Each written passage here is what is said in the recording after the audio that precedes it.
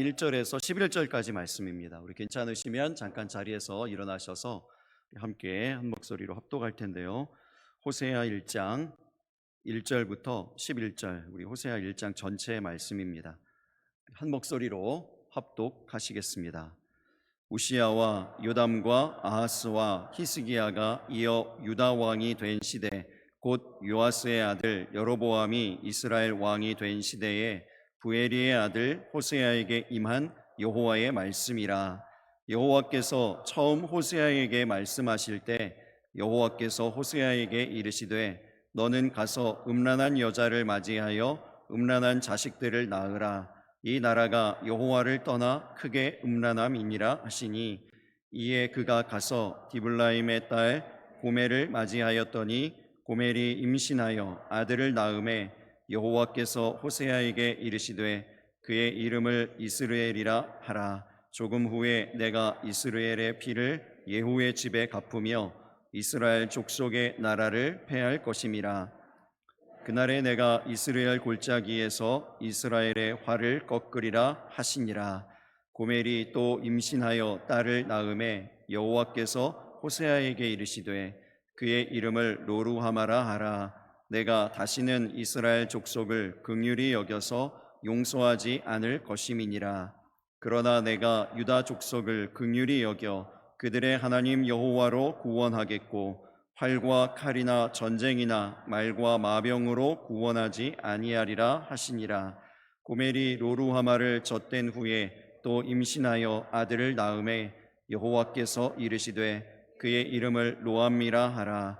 너희는 내 백성이 아니요 나는 너희 하나님이 되지 아니할 것임이니라. 그러나 이스라엘 자손의 수가 바닷가의 모래같이 되어서 헤아릴 수도 없고 셀 수도 없을 것이며, 전에 그들에게 이르기를 너희는 내 백성이 아니라 한 그곳에서 그들에게 이르기를 너희는 살아계신 하나님의 아들들이라 할 것이라. 이에 유다 자손과 이스라엘 자손이 함께 모여 한 우두머리를 세우고 그 땅에서부터 올라오리니 이스라엘의 날이 클 것임이로다. 아멘. 자리에 앉으시기 바랍니다. 다시 한번 인사하겠습니다. 하나님의 환대를 경험하는 하루 되세요.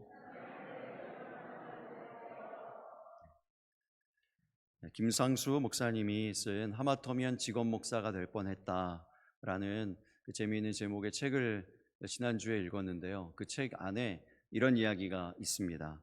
이 목사님이, 저자이신 이 목사님이 어느 교회를 방문했는데 이 목사님을 영접하러 온 그 장로님이 어느 누구를 굉장히 많이 칭찬합니다. 1시간 동안 입이 마르도록 칭찬하더래요. 누구를 그렇게 칭찬할까요?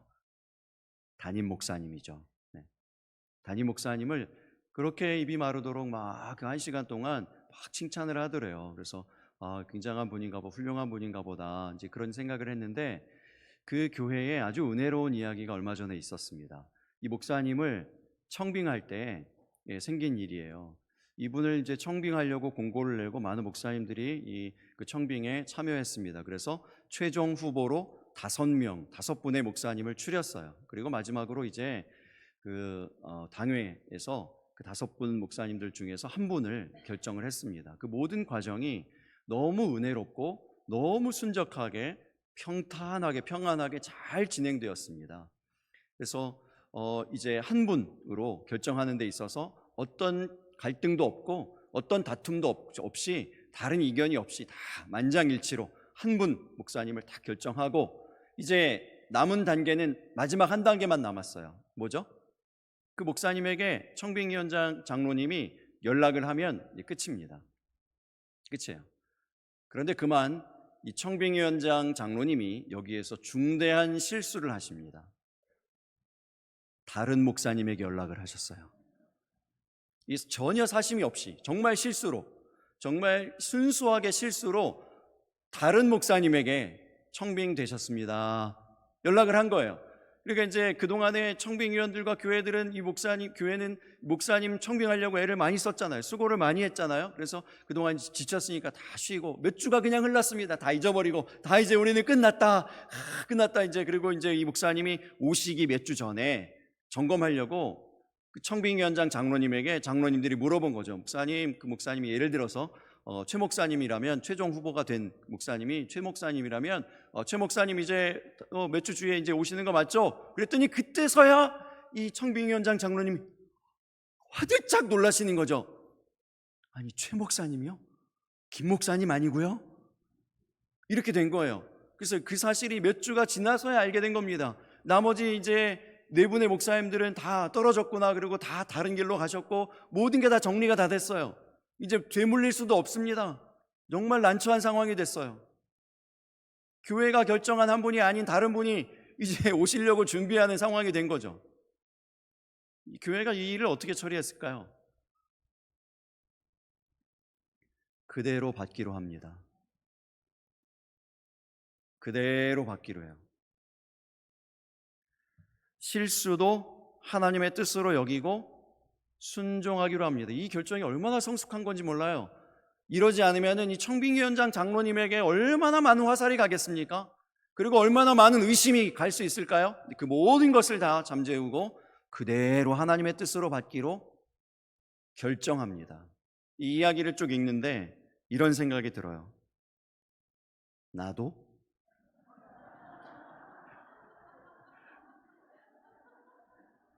아니죠? 네. 네. 그렇지만 늘 그런 생각이 들어요. 네, 늘. 이 목사님을 생각을 한번 해보세요. 정말 사람의 힘으로 될 수 떨어졌잖아요. 이미 떨어진 분이 온 것 아닙니까? 떨어진 분이 정말 하나님의 개입하심으로, 전적인 하나님의 은혜로, 하나님의 역사하심으로 왔잖아요. 이 목사님이 어떻게 사역하실까요? 어떻게 어떤 마음으로 목회하실까요? 그 마음이 제게도 있습니다. 정말 하나님의 은혜로, 전적인 하나님의 은혜로 이곳에 서 있음을 늘 생각하게 됩니다. 우리 모두 오직 주의 은혜, 전적인 주의 은혜로 우리의 삶을 살아가고 있음을 믿으시기 바랍니다. 오늘 본문에 보면은 그 은혜의 이야기가 이제 1절부터 시작돼요. 1절에 보면은 남유다 왕 4명이 나오거든요. 이제 우시야, 요담, 아하스, 히스기야라고 하는 이 4명의 왕이 남왕국 유다를 통치하고 다스릴 때에 똑같은 동시대에 북이스라엘에는 사실 7명의 왕들이 있었습니다. 그런데 1절의 본문에 보면은 한 명 여로보암이라고 하는 왕밖에 안 나와요. 북이스라엘을 어떻게 보면 좀 대표할 수 있는 7명의 모든 왕들이 있었지만 이 7명의 나머지 6명의 왕들을 기록할 필요도 없을 만큼 대표적인 왕이라고 할 수 있는 여로보암 왕만이 딱 기록되어 있습니다. 그래서 여로보암을 역사적으로 보면 여로보암 2세라고 얘기해요. 첫 번째 여로보암이 이제 북왕국 이스라엘을 만든 왕이고, 이제 이렇게 두 번째 등장하는 왕이기 때문에 여로보암 2세라고 얘기하는데요. 이때 북이스라엘 나라가 경제적으로나 정치적으로나 강성했습니다. 이것이 하나님의 은혜죠. 하나님께서 그들에게 기회를 주시는 거예요. 불순종하는, 늘 악한 일만 하는 북이스라엘에게 강성할 수 있는 기회를 주셨습니다. 그런데 그것을 깨닫지 못하고 이 북이스라엘 사람들이 여전히 하나님께 불순종하고 하나님께 돌아오지 않습니다. 영적으로 회개하지 않아요. 근데 이러한 사람들 불쌍히 여기셔서 이 북이스라엘 사람들에게 선지자를 보내셨는데 그것이 바로 호세아입니다. 호세아 선지자가 북이스라엘 사람들에게 이제 말씀을 전하는 것이죠. 이 호세아에게도 그렇게 보니까 참 은혜예요. 호세아에게도. 호세아의 스펙을 보니까 한 줄이에요. 부에리의 아들 호세아, 이렇게 나옵니다. 다른 그 어떤 설명이 없어요. 이 사람이 도대체 어떤 스펙을 가졌는가, 어떤 가문인가, 어떤 뭐 경력이 있는가, 이런 게 하나도 없고요. 그냥 딱 하나입니다. 부에리의 아들 호세아. 그러니까 너무 자랑할 것이 없는, 드러낼 것이 없는, 네, 이러한 이 초라한 경력을 가진 이러한 선지자라고 할 수 있습니다. 그런데 그 호세아에게 하나님께서 한 나라를 책임진, 한 나라를 움직이는 말씀을 주시는 거예요. 말씀을 딱 맡기시는 겁니다. 이게 하나님의 은혜죠. 전적인 하나님의 은혜입니다. 호세아의 입장에서 나는 이 일을 맡을 수가 없는데요, 이 일을 내가 감당할 수 없는데요, 이런 이제 은혜가 주어진 거죠. 호세아가 하나님의 말씀을 받고 누구하고 결혼하죠? 음란한 여인 고멜하고 결혼합니다. 이 고멜 입장에서도 하나님의 은혜예요. 고멜은 음란한 여인이라고 했습니다. 기질적으로, 성품적으로 음란한 여인이라고 했습니다. 근데 이 음란한 여인이라고 하는 것은 경건해야 되는 선지자의 아내감으로 합당하지 않아요. 그렇죠? 그 자리로 가기 합당하지 않은 그러한 여인입니다. 그리고 기질적으로 좀 음란하고 계속해서 이렇게 간음하고 이런 이제 성향을 가지고 있기 때문에 선지자하고 결혼하지 않았으면, 이 호세아 선지자하고 결혼하지 않았으면, 일반 그냥 평범한 다른 남자하고 결혼했으면 어떤 일을 경험할 수 있는가 하면, 이 어떤 남자가 자꾸 집을 나가고 다른 남자 만나고 이런 여자를 좋아하겠습니까? 이 그 시대의 율법에 의하면요, 돌로 쳐서 죽임을 당할 만한, 그래서 비참하게 인생을 마감할 수도 있는 그러한 인생이었다는 거죠. 그러한 여인이었다는 것입니다. 근데 그 여인이 선지자를 만나가지고, 선지자가 결코 포기하지 않아요. 이 여인을 집을 나가도 다시 데려오고, 다시 용서하고, 다시 품어주고, 다시 사랑해주고 용서해 줍니다. 끝까지 포기하지 않는 그 하나님의 사랑을 품은 선지자의 아내가 됩니다. 하나님의 은혜죠. 하나님의 은혜의 이야기인 거예요. 호세아 입장에서 봤을 때, 호세아가 정말 이 전적인 하나님의 은혜로 말씀을 맡은 자가 되었지만, 그에게 떨어진 하나님의 말씀, 그에게 주어진 하나님의 사명이 뭡니까? 음란한 여인하고 결혼하래요. 선지자의 아내로는 합당하지 않은, 사람들이 정말로 이제 저 여인이랑 결혼하면 수군수군대고 사역을 할 수가 없는 이러한 여인하고 결혼하랍니다. 받아들일 수가 없어요. 어떻게 이 호세아는 그 사명을 감당했을까요? 어떻게 이 호세아는 고멜이라고 하는 여인을 사랑할 수 있었을까요? 사랑하긴 했을까요? 사랑했을 거예요. 어떻게 사랑했는가? 그 이유가 오늘 본문에 세 가지로 나온다고 생각합니다. 첫 번째, 호세아에게 하나님의 말씀이 있어요. 하나님의 말씀이 임합니다. 지속적인 하나님 말씀의 공급으로 인하여서 사람으로는, 이성적으로는, 상식적으로는 감당할 수 없는 그 일, 받아들일 수 없는 그 사명을 감당해내는 것이죠. 계속 보세요. 오늘 본문에 보면은 계속 하나님이 말씀하십니다. 2절을 먼저 보시기 바랍니다. 여호와께서 처음 호세아에게 말씀하실 때 여호와께서 호세아에게 이르시되, 얘기하시죠. 4절에도 보면 여호와께서 호세아에게 이르시되, 그렇게 하고 계속 이제 7절까지가 하나님의 말씀이에요. 하나님이 계속 호세아에게 말씀하시는 거고요. 8절을 지나서 9절에서 또다시 이렇게 얘기합니다. 여호와께서 이르시되, 그러면서 11절 끝까지 여호와 하나님의 말씀으로 이제 본문이 끝납니다. 그러니까 본문을 보면은요, 3절하고 8절만 제외하고 전부 하나님의 말씀이에요. 인생의 구비구비마다, 순간순간마다 하나님이 그에게 개입하셔서 말씀해 주시는 이 장면이 오늘 본문입니다. 음란한 여인하고 결혼하고 음란한 자녀를 낳으라고 말씀하십니다. 이 이유가 있죠. 이제 그렇게 말씀하신 이유도 설명해 주십니다. 2절을 보시면 이 나라가 여호와를 떠나 크게 음란함이니라, 이렇게 설명을 해 주세요. 설명해 주시는 분이 나옵니다. 선지자의 사명은 뭡니까? 하나님의 말씀을 대언하는 겁니다. 그런데 하나님의 말씀을 대언해서 말로 그 북이스라엘 백성들에게 뭔가를 가르치고 하나님의 뜻을 전하려고 하는데, 이 북이스라엘 사람들이 듣지 않아요. 순종하지 않습니다. 그렇게 하니까 그 다음 하나님이 취하신 방법이 뭐냐면 선지자의 삶을 통해서 말씀을 전하게 하시는 거예요. 삶을 통해서, 그의 호세아 선지자의 가정을 통해서, 그 자녀를 낳는데 자녀들의 이름을 통해서 하나님의 말씀이 선포되도록 하시는 겁니다. 그러니까 이 호세아 선지자의 삶이 곧 북이스라엘을 향한 하나님의 메시지예요. 삶이 메시지입니다. 일제시대 때 북간도로 건너가서 교회를 세우고 학교를 세운 김야견 목사님이란 분이 계십니다. 나라를 되찾기 위해서 독립운동가를 세워내고 학교를 만들어서 이제 후학들을 많이 배출한 존경받는 목회자이자 지도자셨습니다. 이분의 이제 이렇게 이분을 평가할 때 사람들이 이렇게 얘기했어요. 언행 심사가 일치되는 분이었다. 말씀대로 그대로 살아내신 분이었다. 이러니까 이제 많은 사람들이 존경하는 이제 그러한 목회자였습니다. 안타깝게도 광복을 2년 앞두고 이제 죽음을 맞이하게 되셨습니다. 가족과 교인들이 모인 가운데 임종을 지킵니다.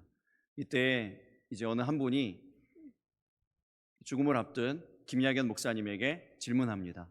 목사님, 마지막으로 남기고 싶으신 유언이 있으신가요? 이때 이 김야견 목사님이 아주 유명한 유언을 남기세요. 이렇게 얘기하십니다. 지금까지 내가 살아온 나의 삶이 곧 나의 유언입니다. 호세아가 이렇게 얘기하는 겁니다. 나의 삶이 곧 메시지입니다. 하나님의 말씀을 공급받으면서 살아내는 삶이요, 그 삶이 메시지가 되는 것입니다. 이 상식적으로 잘 이해가 안 되는 사명인데 하나님께서는 그냥 사명만 주시고 그냥 두시는 게, 내버려 두시는 것이 아니에요. 계속 말씀을 공급해 주신답니다. 말씀을 주시는 거예요. 첫째 아들을 낳고 이스르엘이라 이름을 지으라고 알려주십니다. 둘째 딸을 낳고 로루하마라고 이름을 지으라고 하세요. 셋째를 낳고도 이름을 로암미라 하라. 물론 이 이름들의 뜻이 좋은 이름 뜻은 아닙니다. 그러나 하나님의 메시지가 다 담겨 있죠. 이스르엘이라고 하는 것은 이제 아합 가문이 이 이스라엘 골짜기에서 다 몰살을 당합니다. 그 피를 이제 그 예후의 가문에 갚겠다는 이런 이야기거든요. 그래서 예후 가문의 왕이 죽는 사건, 이것을 이제 예언하는 이야기인데 결국 이 일로 인해서 이스라엘 나라, 북이스라엘 나라가 멸망하게 됩니다. 그래서 이스라엘이라고 하는 이름의 뜻은 이스라엘이 멸망한다, 이런 얘기예요. 그리고 두 번째 딸 로루하마, 이 얘기는 말씀드렸습니다. 이 로는 부정어고 루하마는 긍휼히 여김을 받다, 이런 뜻입니다. 그래서 긍휼히 여김을 받지 못한다, 이런 뜻이고요. 세 번째 또 아들을 낳는데 로암미라고 그랬습니다. 로는 부정어고 암은 백성이고 미는 나의라고 그랬습니다. 그래서 나의 백성이 아니다, 이런 얘기예요. 하나님께서 지금 진노하시는 거죠. 징계하시는 겁니다. 막 분노를 하시는 거예요. 분노 어떻게 한다고요? 너희들은 멸망할 것이다. 그리고 너희들은 긍휼함을 얻지 못할 것이다. 너희들은 내 백성이 아니다. 이렇게 이제 막 얘기하시는데 그 속뜻은 뭡니까? 그 속에 있는 마음은 뭐죠? 하나님이 사랑하시니까 이렇게 진노하시는 거죠. 사랑하시니까 막 징계하시는 겁니다. 막 분노를 쏟으시는 거예요. 제발 이 얘기를 듣고, 이 경고의 이야기를 듣고 돌아오라는 것이죠. 회개하라는 것입니다. 근데 그 말씀을 이제 호세아 이 선지자의 가정의 이 자녀들의 이름으로 그 가정에게, 호세아 선지자에게 계속 말씀해 주시는 거예요. 그러니까 그 말씀을 듣고 말씀을 통해서 결혼을 하고 말씀을 통해서 아이를 낳고 말씀을 통해서 아이의 이름을 짓고 아이를 양육하는, 말씀을 통해서 한 가정을 이루어 나가는 이야기인 것이죠. 말씀의 공급이 사랑할 힘을 갖게 합니다. 말씀의 공급이 우리를 용서하게 합니다. 포용하게 합니다. 품게 합니다. 이해하게 합니다. 선을 행하게 하는 거예요. 성경에 이야기가 있습니다. 여러분 잘 아시는 성경이에요. 디모데후서 3장 16절 17절입니다. 모든 성경은 하나님의 감동으로 된 것으로 교훈과 책망과 바르게 함과 의로 교육하기에 유익하니 이는 하나님의 사람으로 온전하게 하며 모든 선한 일을 행할 능력을 갖추게 하려 함이라. 무엇이 모든 선한 일을 행할 능력을 갖추게 하는 것입니까? 하나님의 말씀이요. 하나님의 말씀이 공급되어질 때 우리가 상식적으로 감당할 수 없는 하나님의 일들이요, 이해되어지지 않는 그러한 일들에 대해서 포용하고 품고 감당할 수 있게 되어지는 것입니다. 여러분, 우리의 삶에서 그런 일들이 있습니까? 내가 이해할 수 없는, 감당할 수 없는 그러한 삶의 문제들이 있습니까? 말씀으로 돌아가시기 바랍니다. 말씀의 공급을 받을 때 감당할 만한 힘을 부어 주시는 것을 믿으시기 바랍니다. 호세아가 고매를 품고 사랑할 수 있었던 것, 이해할 수 없는, 감당할 수 없는 그 사명을 감당할 수 있었던 것, 하나님의 말씀이 공급되었기 때문에, 지속적으로 하나님의 말씀이 그의 삶에 개입하여서 공급되었기 때문임을 기억하시기 바랍니다. 두 번째, 하나님의 회복이 있습니다. 하나님은 진노 중에라도 긍휼을 잊지 않으시는 하나님이신 것을 믿으시기 바랍니다. 그래서 이렇게 막 진노하시는, 너희는 내 백성이 아니다, 긍휼히 여김 받지 못할 것이다, 너희는 멸망할 것이다, 이런 얘기만 하시는 것이 아니고 회복의 말씀도 주십니다. 7절 말씀 보시기 바랍니다. 우리 7절 우리 같이 읽어보겠습니다. 시작.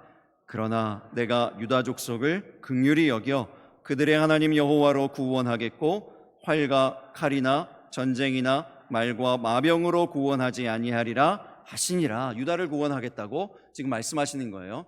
유다만 구원하신다는 걸까요? 북이스라엘은 아니고 유다만, 남유다만 구원하시겠다는 얘기입니까? 아니에요. 10절을 보시기 바랍니다. 10절도 같이 읽습니다.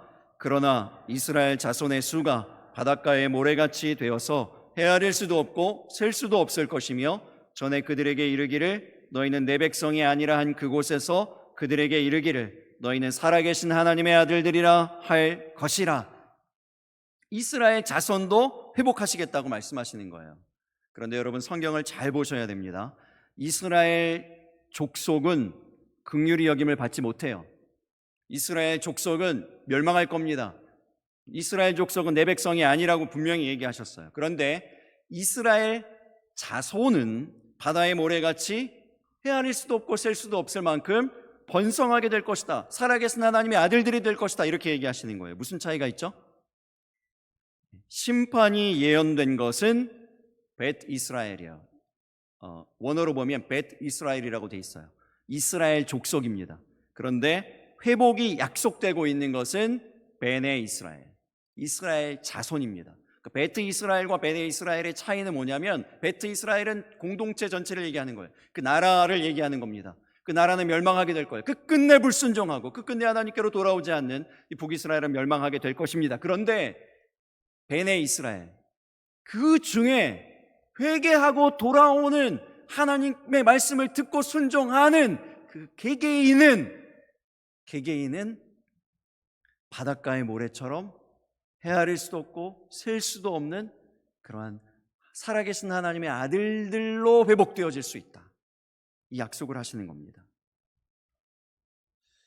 여러분, 그냥 이 이스라엘 족속 멸망시키신 것처럼 하나님이 그냥 다 멸해버리시면 될 텐데, 왜 하나님은 꼭 이렇게 끝끝내 이스라엘 자손들을 회복시켜 주시겠다고, 다시 이렇게 살아나게 해주시겠다고 왜 그렇게 끝끝내 포기하지 않으시는 걸까요?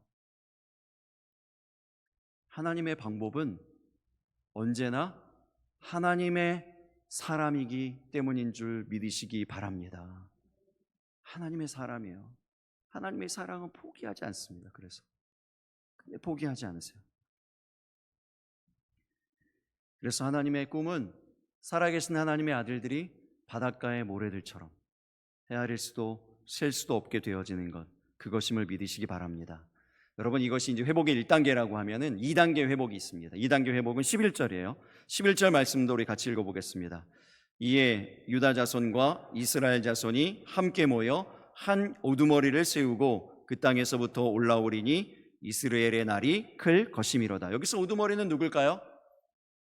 유다 자손과 이스라엘 자손이 함께 모여서 하나 되게 하시는 우두머리, 메시아 예수 그리스도를 얘기하는 겁니다. 예수 그리스도로 하나가 되어지는 겁니다. 포로된 땅에서부터 올라온다고 했습니다. 이제 더 이상 포로가 아니에요. 포로로부터 자유하게 되어지는 것을 얘기하는 거죠.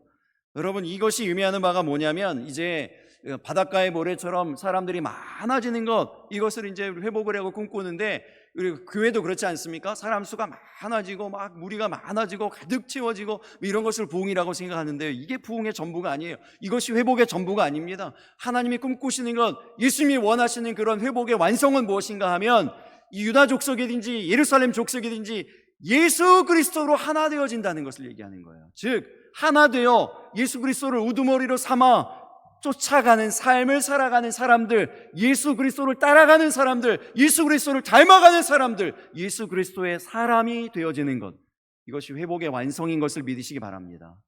이 회복의 두 번째 단계인 거예요.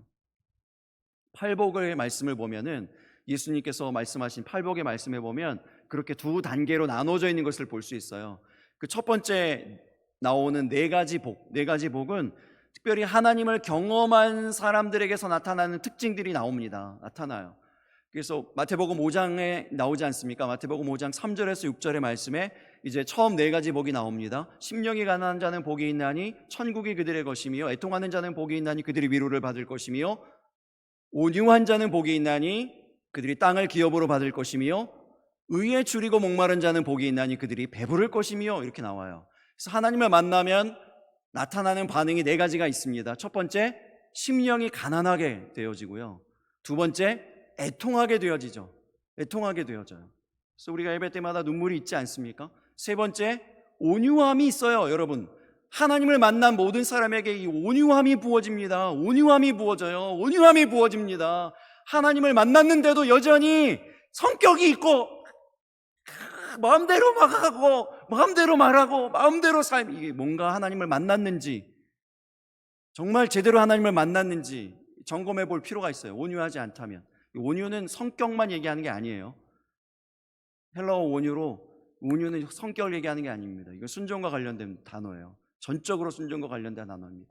하나님을 만났는데 순종이 안 된다. 이게 뭔가 점검할 필요가 있다는 거죠. 하나님 만난 사람에게 온유가 있다는 거예요. 그리고 네 번째로, 의에 줄이고 목마르게 됩니다. 갈급함이 생기는 거예요. 말씀이 공급되지 않으면요, 은혜가 없으면은요, 뭔가 계속 갈급하고 아무리 배부르게 먹어도 뭔가 부족하고 이런 거예요. 하나님 만난 사람들에게서 나타나는 갈급함이라는 것이 그런 겁니다. 의에 줄이고 목마름이요.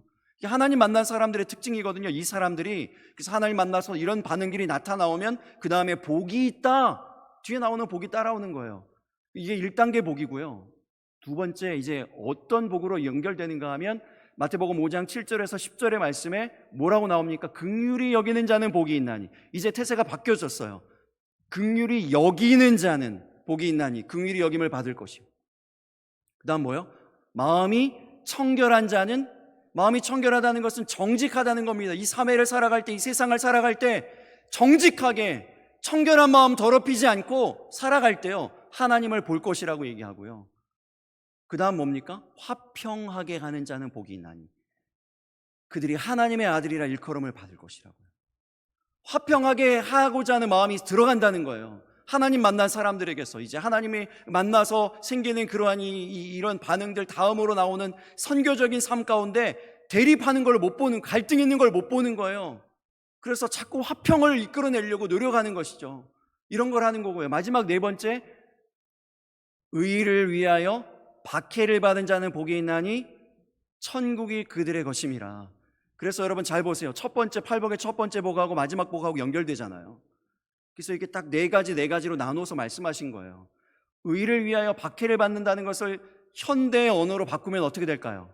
하나님의 뜻을 위하여 손해를 감수하는 자는, 이렇게 바꿀 수 있습니다.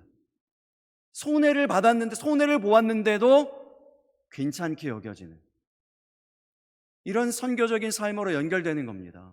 여기까지가 하나님이 원하시는, 예수 그리스도가 원하시는 회복이에요. 회복의 완성입니다.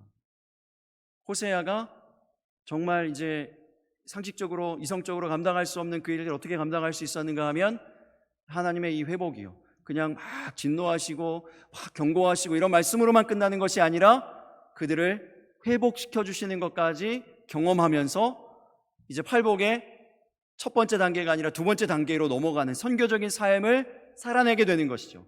긍휼히 여기고 또 정직하고요, 하나님 말씀에 정직하고 또 뭐죠? 화평하게 하고, 내가 손해인 것 같지만, 선지자로서는 손해인 것 같지만 주님을 위하여, 주의 말씀에 의하여 손해를 감수하는 삶이요, 그걸 살아내고 있는 것입니다. 여러분, 이러한 회복의 완성이 저와 여러분의 삶 가운데에도 임하게 되기를 예수님의 이름으로 축복합니다. 마지막 세 번째로 하나님의 사랑이 있었습니다. 8절 말씀 우리 보시기 바랍니다. 같이 읽습니다. 고멜이 로루하마를 젖된 후에 또 임신하여 아들을 낳음에, 그랬습니다. 여기서 이제 새 아이를 우리 호세아가 고멜 사이에서 낳는데, 새 아이를 낳는 중에 세 번째 아이는요, 그 낳는데 조금 다른 표현이 들어가 있습니다. 어떤 표현이 들어가 있죠? 젖된 후에, 이게 들어가 있어요. 젖된 후에. 이 말을 이제 그때 당시에 어떤 문화적인 전통이나 이런 것으로 좀 비춰보면, 시간적으로 환산해 보면은 3년 정도 지난 후에라고 볼 수 있습니다. 하나님께서 왜 줄지어 계속 이제 아이를 낳게 하지 않으시고, 이게 하나님의 메시지인데 하나님의 이제 그 삶을 통해서 아들들을, 이 자녀들을 통해서 메시지를 전하시잖아요. 근데 왜 3년이라는 텀을 주셨을까요? 하나님이 기다리시는 겁니다. 뭘 기다리시는 거죠? 로루하마 너희는 긍휼히 여김을 받지 못할 것이다 라고 하는 이 참 무시무시한 징계의 말씀, 진노의 말씀, 경고의 말씀을 듣고 그들이 회개하고 돌아오기를 기다리시는 거예요. 그 다음 더 무시무시한 말씀 하시고 싶지 않아가지고 3년을 더 기다리시다가 기다리다 안 돌아와요. 회개하는 사람이 없어요. 그래서 마지못해서 세 번째 아들을 다시 낳게 하시고 로암이 너희는 내 백성이 아니다 라고 하는 이 말씀을 주시는 거죠. 근데 이 말씀을 듣고 이 북이스라엘 백성들이 돌아왔습니까? 회개했습니까? 아니에요. 그래서 하나님께서 마지막으로 최후의 수단으로 이제 취하신 그 방법이 바로 11절이에요. 11절 말씀 우리 다시 읽어볼까요? 이에 유다 자손과 이스라엘 자손이 함께 모여 한 우두머리를 세우고 그 땅에서부터 올라오리니 이스라엘의 날이 클 것이미로다. 유다 자손과 이스라엘 자손이 함께 모여 세운 한 우두머리, 누구라고요? 예수 그리스도. 예수 그리스도를 이 땅 가운데 보내시는 겁니다. 선지자들을 보내시고 말씀을 전하시고 한 선지자의 삶을 다 들여서, 한 선지자의 인생을 다 들여서 정말 한 번밖에 안 사는, 그래서 일생이라고 얘기하잖아요. 다른 선택지가 많이 있는데 그걸 다 포기하고 한 삶을 다 들여서, 한 인생을 완전히 다 들여서 하나님의 말씀을 전하는데도, 그렇게 선지자를 그 이후로도 계속 보내신데도 말씀을 듣지 않는 그들, 이제 최후의 방법으로 하나님의 아들이신 독생자 예수 그리스도를 이 땅에 보내시는 거죠. 그리고 그를 죽이십니다. 십자가에 달려 죽이세요. 피를 흘리신 그 일을 선택하시는 겁니다. 하나님이 포기하지 않는 사랑이에요. 하나님 절대로 포기하지 않으세요. 측량할 수 없는 하나님의 사랑입니다. 선지자 호세아에게 고멜과 결혼하라는 것은 어떻게 보면 선지자 하지 말라는 얘기일 수도 있어요. 그렇게 받아들여질 수도 있습니다. 음란한 여인, 선지자의 아내로서 합당하지 않은 여인하고 만나서 결혼하래요. 음란한 여인이라고 이제 딱 이렇게 딱 그 대명사처럼 앞에 박혀 있는 거는 어떤 의미인가 하면 그 동네 사람들은 다 아는 사람이라는 거예요.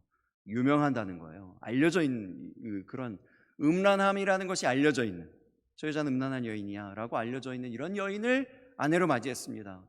요즘 우리 시대로 지금 식으로 얘기하면요, 이런 좀 대단한 사역은 할 수 없는 그런 선지자의 길을 가는 겁니다. 속된 말로 폼나는 사역 할 수가 없어요. 이름나는 사역을 할 수가 없습니다. 현대로 아마 바꿔서 생각해 보세요. 그런 여인이 이제 사모로 이렇게 왔습니다. 사모님 음란한 여인이에요. 이런 여인이 사모예요. 이렇게 왔어요. 이거 어떻게, 이거 아무리 목사님이 훌륭하고 너무 좋아도 그 사모님만 보면은 이거 어떻게 해요? 이런 길을 가라는 거예요. 지금 하나님이 이런 일을 선택하라는 거예요. 사역 포기하라는 겁니다. 큰 교회는 뭐 꿈도 못 꿔요. 다 내려놓으라는 거예요. 다. 그 길을 선택하라는 거예요. 한 여인만 보라는 거죠. 내가 너에게 붙여준 여인, 그 여인은 음란한 여인이지만 너에게 맡겨진 사명이다. 한 여인만 보라는 거예요. 십자가상의 예수님이 제자 요한에게 한 여인을 돌보아 주기를 부탁합니다. 예수님의 어머니예요. 요한이 예수님의 어머니를 돌보는 동안 아무것도 못합니다. 제자들은 부활하신 예수님 만나고 성령 받고 나갈 때마다 막 믿는 자들이 3,000명, 5,000명씩 주께로 돌아오고 병든 자가 일어나고 죽은 자가 살아나고 막 이런 이 놀라운 이름나는 사역들이 막 일어나요. 나머지 제자들에게서는. 네? 자기가 예수님하고 있을 때는 사도라고 불림받지도 못했던 사도 바울이라고 하는 이 사람이 갑자기 드러나던 이 사람이 예수님처럼 막 유명해집니다. 곳곳마다 교회가 세워집니다. 사도 요한은 예수님 어머니 한 여인을 돌봅니다. 세월이 많이 지나서 이제 그 일이 맞춰지고 나서야 하나님에게서 주어진 일들, 요한복음을 기록하고 요한 서신서를 기록하고 요한 계시록을 기록하게 하십니다. 그런데 여러분, 그 기록들 가운데 묻어나는 것이 뭡니까? 사도 요한, 제자 요한의 별명이 뭐죠? 사랑의 사도예요. 왜 그렇습니까? 그 모든 기록들 안에 절절한 하나님의 사랑이 있어요. 그 사랑을 언제 경험했을까요? 그 사랑을 언제 느꼈을까요? 예수님이 명령하신 그 이름 나지 않는 곳, 드러나지 않는 곳, 아무도 몰라주는 곳, 그 낮은 곳에 있을 때요. 그곳에서 하나님의 사랑을 절절히 경험한 거죠. 그리고 그것을 기록한 겁니다. 어느 목사님이 그렇게 얘기하세요. 우리 주님은 낮은 곳에 계십니다. 높은 곳에 계시면 우리 주님을 만날 수 있는 사람이 몇 사람 안 되기 때문에, 그래서 우리 주님은 가장 낮고 낮은 곳으로 오셨습니다. 그렇게 얘기하세요. 미국에 그 아미시 마을이라는 곳이 있습니다. 아미시 사람들, 이제 현대 문명을 모두 다 포기하고 옛날 모습으로, 옛날 전통 그대로 살아가는 이런 사람들인데요. 정말 신앙이 눈물겹도록 정말 철저합니다. 이분들의 신앙이. 그런데 이제 이 아미시 마을에는 전혀 어울리지 않는 것 같은 총기 난사 사건이 일어났어요. 총이라고는 전혀 어울리지 않는 동네인데, 외부에 살던 어떤 한 아버지가 자기 자녀를 잃은 슬픔을 견디지 못하고 이기지 못해서 결국은 그 아미시 마을에 들어가서, 아미시 마을에 있는 학교에 들어가 전혀 상관이 없는 아이들, 전혀 연관이 없는 아이들에게 총기를 난사합니다. 그래서 수많은 아이들이 목숨을 잃었어요. 너무 충격적인 사건이죠. 그런데 그 미국 전역에 이 사건이 다 이렇게 이제 흘러가게 됐는데, 그 충격적인 사건보다 더 충격적인 일이 그 이후에 일어납니다. 이제 아미시 사람들이, 아이들이 죽었잖아요. 아이들이 죽었으니까 너무 슬프죠. 인간적으로 아무리 신앙이 있어도 슬프잖아요. 다들 너무 슬퍼하고. 그러나 차분한 가운데에서 그 장례를 다 치릅니다. 장례를 다 치르고요. 그 가해자도 죽었거든요. 총기 난사하고 자기 그냥 죽었어요. 이 가해자도 가족이 있잖아요. 그 가족 입장에서도 자기 사랑하는 가족을 잃었잖아요. 그것까지 헤아리고 그 가해자의 가족을 위로합니다. 그 가해자의 가족에게 찾아가서 눈물로 안아주는 거예요. 온 미국이 충격에 빠졌습니다. 어떻게 이럴 수가 있는가? 아니, 어떻게 저들을 용서할 수 있는가? 어떻게 저들에게 가서 눈물로 안아줄 수 있는가? 그들을 위로할 수 있는가? 여러분, 어떻게 호세아가 고멜을 사랑할 수 있습니까? 죄인들을 위하여, 악인들을 위하여 끝내 자기 고집을 꺾지 않는, 계속해서 배신하는 그들을 위하여 독생자 예수 그리스도까지 내어주시는 그 측량할 수 없는 하나님의 사랑 때문임을 믿으시기 바랍니다. 그 사랑으로 원수까지도 용서하고 사랑할 수 있습니다. 하나님의 그 사랑이 임하면 긍휼이 회복됩니다. 우리 안에 정직이 회복됩니다. 화평하고자 하는 불타는 마음이 생기고요. 의를 위하여 손해를 기쁜 마음으로 감수합니다. 하나님의 사랑이에요. 여러분, 이 사랑을 어떻게 깨닫게 됐다고요? 낮은 자리로 내려가는 순종 때문에 경험하게 되는 거예요. 지난주에 이제 설교 끝났는데, 우리 교회에 갑자기 주일 동안 생겨난 유행어가 있습니다. 나에게 보이는 것이 나의 사명이다. 이런 유행어가 생기면서 갑자기 성도님들이 거미줄을 치우고 갑자기 문을 청소하고, 이게 그동안 보였는데 무시했었다는 거죠. 보이는 게 사명이라니까 청소하고 결단하고, 매주 그렇게 되시기를 예수님 이름으로 축복합니다.